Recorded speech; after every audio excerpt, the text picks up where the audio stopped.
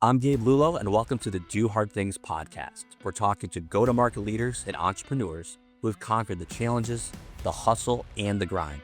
Get ready for real talk, real insights, and no fluff. But the hardest thing in the world right now is not actually closing deals, it's actually getting somebody's attention. If you don't have that hook in that first 5 to 10 seconds, guess what? They're going to scroll to the next one. You need to go in and you need to make it sound like yourself. That's the biggest piece of the puzzle. And I promise you, we can all tell. The people that are trolls and the people that are haters never done the thing that you're doing. I love doing this podcast because I get a front row seat to some of the greatest minds in sales. Gone are the days of saying stay in your lane. When you're an executive leader and you're an enterprise-wide leader, there are no lanes. You've got to be partners. Curiosity is like when the type of questions you ask is sometimes the value that you bring. I need you to tell me when you're ready to buy or what you're ready to do.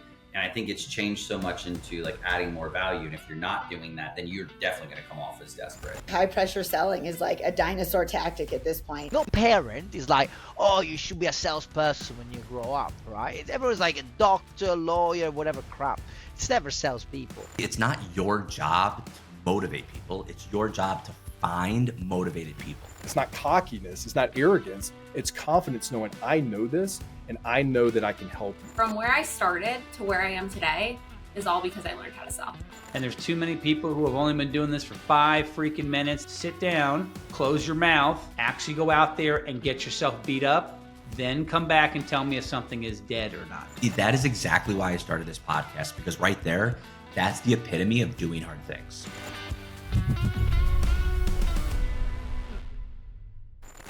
Welcome back to the Do Hard Things podcast with Lexi and Gabe. Today's guest is Andrew Hendry, CEO and founder of Ignite Connections, a sales development company built on old school execution and cold calling. Andrew's path wasn't traditional. After graduating from the University of Guelph with a criminal justice degree and over $50,000 in debt, he faced rejection after rejection, applying to 150 jobs before one company finally gave him a chance. That opportunity changed everything. Andrew became a top producer year after year, went on to manage and coach an entire sales team, and eventually founded Ignite Connections. His belief is simple. In a world obsessed with AI and automation, mastering sales skills and human connection can still change lives. Based in Canada, Andrew proves that nothing beats real human connection. Andrew, welcome to the show. Welcome everyone back to the Do Hard Things podcast with your hosts, Gabe and Lexi. We are so excited to have you on the podcast, Andrew. You're here. We've been waiting for this one, man. I'm so excited. We just heard your bio. Everyone knows what you are and what you're all about. We can't wait to get into this conversation. But How you doing, man? How's things been going for you? Really good. Yeah, we're closing out another good year. So very blessed to have that be the case again. Giving the team a couple weeks off here, starting today for the holidays. So looking forward to some time off. Yeah, absolutely. And I know you do a lot of content. I know you do a lot of shows, and there's always themes, right, to all these different podcasts that are out there. We picked this theme of Do Hard Things because we really wanted to find great stories, and we really find great stories really come from humble beginnings. They really persevere through the hard, my mentor always said, Gabe, success leads right through the dumps, right? So there's this scenario where, I really love those 0 to hero stories, and you really are the epitome of that. I mean, I really want the audience to hear this origin story. I'll tee it up for a second because I call it your $1.95 story, right? You were buried in debt, making minimum wage, basically nothing when it came to your bank account. Yeah. And you're not shy, you're behind that at all. What was that breaking point that made you quit and go all in on sales? And take us through this origin story. How did you start? Yeah, that's a really good question. Definitely a self-proclaimed zero for quite a long time. So I think you kind of said it right. And honestly, I love the name of your guys' show. Do Hard Things, because I think anybody who's anything or anywhere in the places that they hope to be or the places that they want to be, you got to do that. That's just what it is. And sometimes those hard things are having no money, and sometimes those hard things are starting a business. Sometimes those hard things are learning a new skill that is income producing and takes you there. But I think the origin just starts with what you said, the $1.95 thing. I went to university like everybody else expected that I was going to do. I think it's funny. My mom really pushed it on me from a young age, but I was the first person in my whole family to ever go. So it was like this expectation that I'd follow the family lineage and go, but I was actually the first person to do it. Which I mean, I don't know about your guys listeners or the audience, but I sucked so hard at school. Like I just was not my thing. I hated it. But I went because it was just kind of, I don't know, you're 17, man. Like people tell you what's up and you're like, okay, I guess I do school next. That's what's up. So I did school. I took an extra year because my grades weren't good and came out with like 50, 60 grand in debt, which now is even a lot. But in 2016 for a 21-year-old, I was like, oh, that's tough. It sucks. So I was trying to get into law school and go down the law school route. But for me, it was interesting. I had an opportunity to work with our, you guys have district attorneys down there, right? You guys have different days. Yeah. Yeah. So our equivalent is the crown attorneys. And so I worked with them for a number of years, just like filing papers away in a file room, doing hard things, I suppose, in that context. But it just all came down to like, dude, how does anyone do this, man? Like, how do people just live like this, just working a job that has no purpose or meaning, and they just, make not enough money to really do anything? And dude, this can't be it. Like, that can't be just like this until 65, and then you just kind of pinch the pennies till the end. That can't really be it, man. So law for me was always going to be the vehicle, but again, U.S. lawyers make a hell of a lot more than these Canadian ones, man. Canada ain't Suits, even though it was filmed in Toronto. It's not what it's cracked up to be. So for me, it came down to, I didn't grow up in the massive house with a stock trader father or anything like that. It was like, man, we made do, we got by, but I think like anybody when they're younger, if you don't have it, you want it, so to speak. So for me, it just came down to like, hey, if it's not going to be law, what is it? And someone suggested sales, and I guess the rest we'll talk about in a bit here. But That's such a great story, and I love the Suits reference. Definitely a very popular show. Yeah. And I saw in your content that you've applied to what felt like 150 jobs, kept getting rejected. What kept you going in that moment, and what was different about the company that finally gave you a shot? I think the answer is the same thing. Desperation is the answer for both. I was very desperate to find something that didn't pay me $8.50 an hour. And the company I lucked into finding was very desperate to hire a salesperson. They were a startup company, very, very young company. Like my first day at work was in the CEO's condo. So I showed up to work at a condo building downtown and I was like, oh shit, like I'm at the wrong place. Oh, my first day, I'm going to be late. I text the guy. I was like, hey, like, I don't know, I'm at this condo. He's like, yeah, that's us. Come on up. All right, I guess that's what we're doing. So I walked into his condo. It was him, his wife, a web developer, and a sales guy. And I was like, okay, let's let's do this then. So I think the theme of my persistence was desperation for something different. I just got to that point where you're like, okay, well, I'm at the bottom of where I think I'm going to be, and there's only up from here. So let's just keep going. And then for them, they were just desperate to find somebody, I guess. Yeah, I relate to that story. I remember doing those types of interviews. I was doing internships in New York City, and I walked in literally to an apartment building, not really knowing anything because I was so like I was 18 years old, about to be 19, doing an internship in New York. I'm from Buffalo, so like living in Manhattan, my mother was like so scared for me. Like, you're going, I don't know if I'm ever seeing you again. Yeah. And I walked into this, I thought was an office, but it was the guy's apartment, and he's a stockbroker. And I remember vividly, he was walking around, he had no shoes on, just like bare feet. Yeah. And I'm just like, where, and there's like people, like 5 or 6 guys, like, at kitchen tables making cold calls. I'm like, this is boardroom, right? Oh, he was It was a bit cool. yeah, yeah, definitely a weird vibe. But let's stay on this story about the origin, right? Sure. Because I thought I was a great salesperson when I was, again, that age, because I only worked as an intern for one guy and I had no one to compare myself to. I'm like, okay, yeah, I'm doing great. I'm doing great. But then once I worked in a sales floor and I sat next to people that were 10 times better than me, it was a very humbling experience. Totally. But it also was a great, that's really where I learned, right? So you went from entry level to top producer year over year. So what really clicked for you in that first role, right, that most reps maybe miss a lot? And how did that separate you from everyone else on the sales floor? Good question. Yeah, I think that the baseline philosophy, I think again, when you grow up in a position of like, you kind of, I don't know, the values I was taught were like, hey, no one's coming to like save you, man. Like you gotta do it. Like if you want that, you better go get it then, like figure out how to get there. And so I think that, really served me quite well because I didn't have the expectation that anything was going to be given. And so I dedicated just an enormous amount of my personal time outside of the office. My 9 a.m. to 6 p.m. was my dial time. And then 6 p.m. to 10 p.m. was study time. So I'd take my calls offline, I'd review them, I'd watch YouTube clips of, Cardone and Belfort and all these big guys. And I'd read books. And in my first 2 years, I think I read 150 sales books. That's just all I did, man. I just became obsessed with I need to be I just need to be the best at this because it's my vehicle. Like I've been given a shot. I have a chance here. I'm not going to blow it. Almost blew it many times, but it just came down to just that obsession of, hey, yeah, we're all selling on the same sales floor and that's fine. And, we're all doing the same thing during the day. But then I go home and I practice for another full work day after. So by the time, a week, 2 weeks, 3 weeks, 6 months has passed, I've got so much more time in the game. Yeah, let me jump in on that because it's so interesting. Sales has more training available to the world for free than any other industry in the world by far, but yet no one can go to college and get a sales degree. And I think that's probably why it's so much funny. But it's interesting when new sellers join companies, their first question is, "What's the training like?" or "What's the on the job training?" I'm like, "Are you kidding me?" I spent just as much time on my own time without being paid for it, learning how to sell Yeah. in books than in seminars. And back then it was listening to tapes or listening to CDs.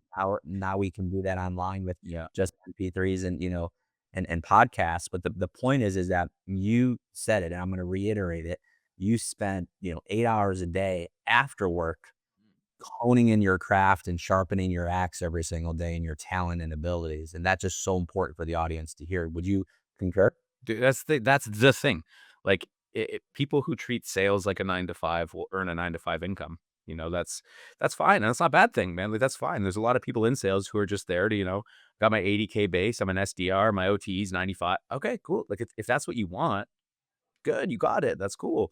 But if you're wanting to make three, four, $500,000 a year, seven figures in sales, you got to do things that seven-figure people do, right? It's like, well, you think Kobe just shoots, at game time? No, he's on the court. Like even guys like that, these guys are practicing hours a day. Still, that guy can make a free throw while he's in REM sleep, and like those guys are still out there practicing free throws every day. It's like you have to, you really got to become obsessed with the art of the whole thing in order to really give yourself the opportunity to master it.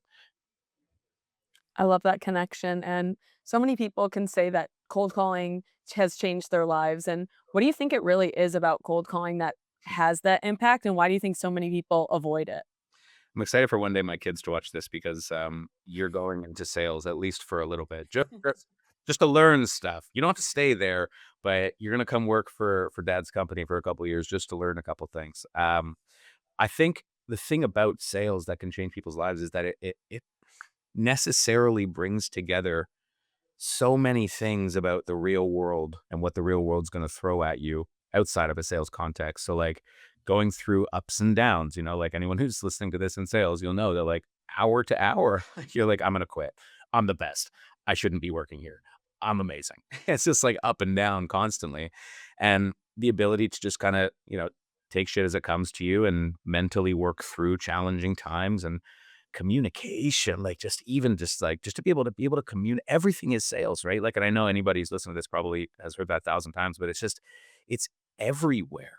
It's just everywhere. Like you're in an interview, you're doing sales, like you're talking to somebody that like has something that you want and you're trying to get it from them. Like that's sales. You're doing sales and just getting people to like you so that, you can get in certain rooms. It's all sales. So I think how it changes people's lives is just teaching you necessarily the fundamentals of how to kind of make it in a pretty challenging world.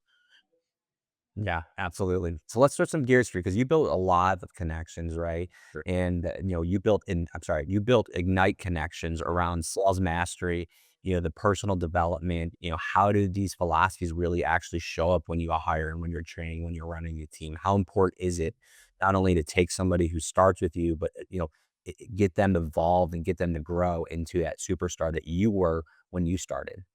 Yeah, I mean, that's part of it is luck. Sometimes I just find the right people. I'll be very happy to admit that. My training system doesn't work all the time, but I think a big piece of it, and it's sort of the foundation to answer all your questions, is intent. When it comes down to hiring the right people, it's with the intent that I'm not hiring a salesperson for 6 months. It's that, I'm hiring the next superstar. And so what does that person look like now? Because the thing is, if I'm looking for superstars, those are hard to find. They're really hard to find. And if they're superstars, they're getting paid really well somewhere probably, and they're going to be really hard to bring over. And or man, the superstars do their own thing sometimes, so they're hard to find. I found a lot more success in creating them. And I also find that when you create them, the commitment to you as the person who really helped mold and shape them and gave them that shot creates a lot of connection between leadership and the people involved, so that it becomes a lot more than just like, oh, I'm going to work today. It's like, hey, I'm going to the office and I'm going to learn some new stuff. I'm going to do this, and then the company is a vehicle for me to be able to succeed in my own life. And so I think that all does revolve around connection. I always say in our interviews, I think our job as leaders in sales, but in general, like just as leadership, is to understand what this company is for you as a person. So if you, Gabe, and you, Lexi, worked at Ignite, I would coach you differently. I would train you. I would talk to you differently. All of our conversations would be centered around so many different things, because you're different people with different needs and different goals and different learning styles. And I think that's a big piece of it, is to connect with your team on that personal level, to understand what they're looking for from the company. Because if it can provide that to them on a long time horizon and help them grow and develop, I mean, you get so much, the partnership is so much stronger that way. Totally. And jumping on here, you mentioned how you were just filming a ton of content. Why do you think content is so important in sales? And do you think it's going to keep going down that path? That's a good question. I think, my content guy says we have to do it, but that's the wrong answer. I think the real thing is just for again, the intention behind our content anyway is to provide value to the marketplace from two angles. I mean, our service, kind of similar to you guys, we do a lot of sales for our customers, or for our clients. And so to be able to show them content around sales is to say, hey, we know what we're talking about with this stuff. Like, if you're going to hire us, man, you're hiring a good team.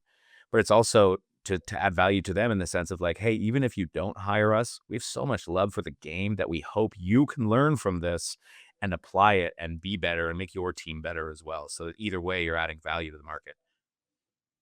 Love it. So let's talk about leadership, right? As a coach, as a sales trainer, you coach countless sales professionals. What's that one thing that you see consistently holding back the reps, right? Who maybe has some talent, but are just aren't producing? What is that? Maybe one or two silver bullets. Yeah, I think the first one's just inner dialogue. I think people, really underestimate what they're capable of doing. And I always relate it back to like even working in the gym, like if you're gonna, bench press or something, your failure is so much farther away than you actually think it is. Like if you had to lift that for your life, like you just would. It just would. Your body would do it. So I think people tell themselves this narrative, and we always have one in our head, but I think really good reps tell themselves this narrative that's either I'm really good, so I don't need to work as hard to get results, which is true until it's not. The day or the week comes where you have your cold spell, and then suddenly you haven't been putting enough effort in to have a big enough pipeline to sort of help you circumvent that downtime. Or they tell themselves the opposite, where it's like, "Phew, man, I made 20 calls today, dude. Like I'm tapped," and it's like, I think it all comes down to inner dialogue and purpose. Some of my sales reps out there who maybe their talent isn't the highest on the floor, outproduce everybody every month because they're working 4 times harder. I say this every time we talk about this topic, but I've got a 12-year-old brother, 13, I guess now, the 13-year-old brother. I promise you, he doesn't understand the intricacies of sales and influence and persuasion. But if I sat with him in an office all day and I made 2 calls a day and he made 300, it wouldn't take him that long to just beat me that month, just because of sheer volume, right? So I think the thing that holds people back is that narrative, which then snowballs downhill to they don't work hard enough, and by not working, they aren't practicing. By not practicing, they're not improving, and it just kind of starts there. Yeah, totally. Definitely agree with you there. And you've seen both sides, being the rep, running the company. What's one thing you think founders or sales leaders get wrong when they go to build an SDR team? Having never done it themselves is, I think, a big piece of it. I think, I'm actually mentoring, I'm consulting on a very young startup right now in this exact situation. And it's a solopreneur at the moment, but we're starting to look to, hire some staff together. But he's, he's still getting used to sort of wearing all the hats. Now, luckily for him, I've worked with him for many years as a sales professional. And so he's quite good at selling, but he often takes the selling hat off to then work on the business. And I sometimes have to steer him in the direction of like, no, you don't understand. Like, you got to keep doing this. You got to keep selling. You got to keep creating systems around selling so that when you have a team, you can look at them and say, hey, look, I'm not making this up. I've been doing this myself. Here's why it works. Here's the data that I've had over the last 3 years of it working. Do it. And it comes from, I think you create this level of authority through experience. Like, you see so many companies with such cool ideas just never really take off because leadership doesn't really understand how to generate revenue in the absence of a capable team. Yeah, absolutely. So I'll tell you a funny story. Yeah. We hired this guy. He used to do inbound lead qualification for LA Fitness. Okay, guy. Well, gym memberships is not that easy to sell, and I thought he was going to be the greatest sales rep in the world. He had a lot of vigor and eagerness and grit. And he had this really personal story that he went through a lot of health challenges when he was young. So he had this like grit story. And we brought him in like this guy's going to be awesome, right? And then I walk in about 2 weeks later into the office. We were in the office at the time, and I'm like, "Where the heck is L?" I'm scanning the room, I'm scanning the desk, like, "Where is he did he quit or something?" Like, I was out on a trip or something, and I asked him, I said, "Where's L?" He's like, "Oh, he's under his desk." And I said, Under his desk. I said, "What?" He's like, "He's sitting under his desk." So I go to his desk, and he's literally under his desk making a call, and I'm like, "L, what are you doing?" And he was so scared Yeah. to have other people hear him. He was so scared to mess up. He was terrified, right? And he was literally making calls under his desk. And now I will say, fast forward through multiple coaching sessions we had with him, he became the number one sales rep on our sales floor after a year of working with us. No doubt. But his first 90 days, he literally couldn't even make calls at his chair. He was so scared. What's going on? Like, why are people so terrified to pick up the phone? What's your thoughts on that? I think it's I think it's a if my opinion is right on this, I think it's kind of a primal thing. I think people really have this programmed hope that people will like them. And people want, in most cases, like even for just like a well-adjusted normal, people would prefer that someone likes them than actively dislikes them. That's easier that way. And so I think over, evolutionarily or whatever, I think over the thousands of years, we've just evolved, I think, with this programming of like, oh, I don't want to disturb the peace. I want people to like me. And I think that in itself, if that's your baseline, yeah, sales sucks because you're doing something innately that 90% of the people you talk to on a good day are not really going to like, especially if you're doing outbound. So it comes back to that dialogue thing where I think people, dude, I've seen that exact story, not under the desk. That's a new one, but I've just like people who just like, they hold their headset mic really close to their face and like, and it's just like, dude, you're not like, it looks like they're in a World War I bunker. They're just like bracing for grenades. It's like, dude, it's fine. Like, by the way, if you've been on a sales floor, you can't hear what other people are saying. You're focused on your calls. It doesn't matter, man. No one's listening to you. No one cares. But I think there is that innate, like, I don't want to mess up. I don't want to be wrong about my colleagues. And also, I don't want to talk to people who are not going to like me. And I'm doing a thing that provokes them not to like me from the jump. Yeah, definitely could see that. And what's your take on working with an external team to build your SDR function versus building it internal? And when do you think each one really makes sense? Yeah, like I don't have too much experience with the external. I've tried a few companies in the past to kind of like hire for us, but I think it's those sales leaders who don't have a lot of experience grinding it out, picking up the phone and generating revenue that really could benefit from just external SDR teams or external sales teams because it's already done. It's just so DFY, like it's finished, it's set up. They don't even need to be trained. They have their systems, their processes.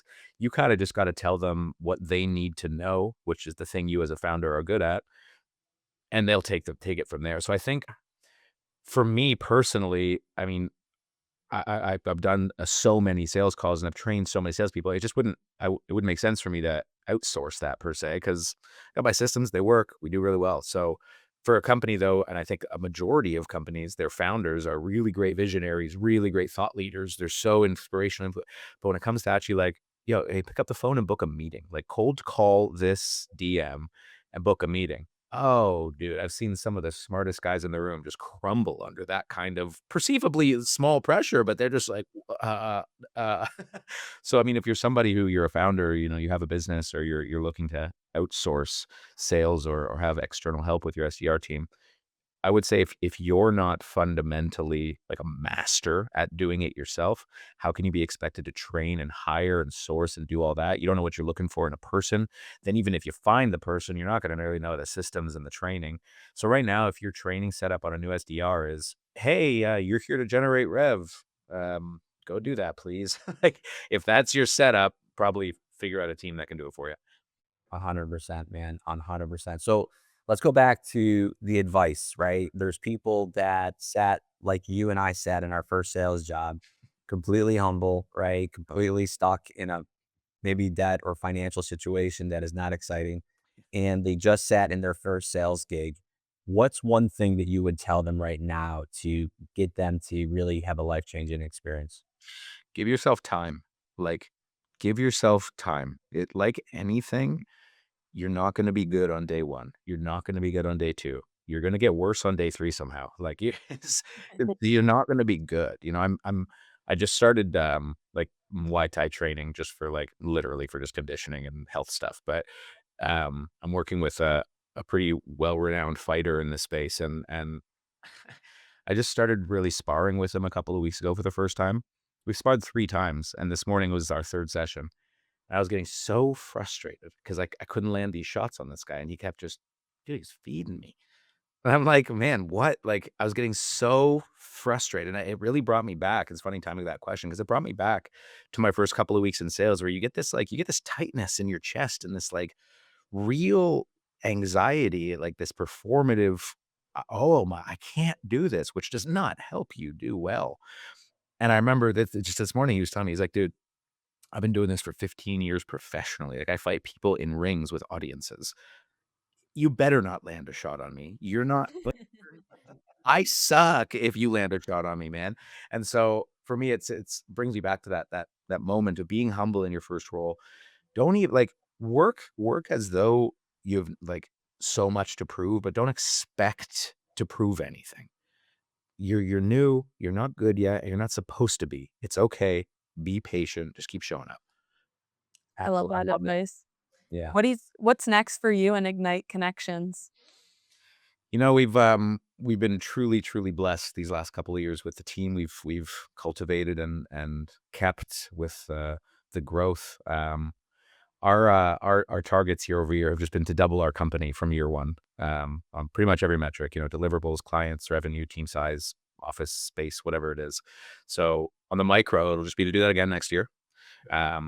We actually just released a book about a lot of these topics that we're discussing called Be First, Outsell Everyone. And I think a big piece of that value is going to be to move and position the company and some of our leaders into more mass sales training spaces to really take a lot of this knowledge and take a lot of this experience and put it in front of the people that it can help the most from a development perspective. So obviously we're focused primarily in the real estate space right now, but to expand beyond that from a training and development standpoint as well is certainly something that's upcoming in the next few years. That's awesome. So let's talk to all the prospects out there listening. Yeah. Who is your ideal client? Who is the person that you want to talk to have them reach out to you? And what's the best way for them to do that? Yeah, great. Thank you for letting me talk about that. Ideal client for us is really a real estate agent or broker who's been in business usually for around that 7 to 10 year mark or more, sort of our baseline. Just because we figure if you've been in business 2 years, like you should be making those calls yourself. You still got time to be making phone calls yourself. Get to it. But someone who's been in that range, someone who's producing a good amount of volume for themselves, such that they don't really have the time to be picking up the phone and grinding like maybe they did early in their career. And I think most importantly, someone who actually genuinely wants to grow their business. And I think that's a big piece of it that we train our team on. And I think a big piece of any sales process is going to be really identifying, like, do you want growth? Because not everybody does. We talk to agents every day. They're like, dude, I do $30 million in volume every year. My goal next year is 30 million in volume. cool. Like, you don't need us then. Like, you're at the point. You made it, man. Congrats. Take care. Have a great career. But people who really want that sense of growth, people who are trying to double their business, people who are trying to you hit that next level and just don't really have the bandwidth to be putting in more effort and need to leverage other people's time to do so. Awesome. And is LinkedIn the best way to get a hold of you? You want to drop an email for everyone? What's the Yeah, I best way think the to- best email for outreach would just be support@ignite-connections.com. And then we have a code for the Do Hard Things podcast. So if they quote Do Hard Things in it, then we give them 20% off as well. Awesome. Love that, man. We're huge fans of yours. Thank you so much for joining us on the show. Lexi and I are super pumped to get this out to our audience. And everyone out there, please continue to do the hard things, and we will see you next week. Thank you, guys.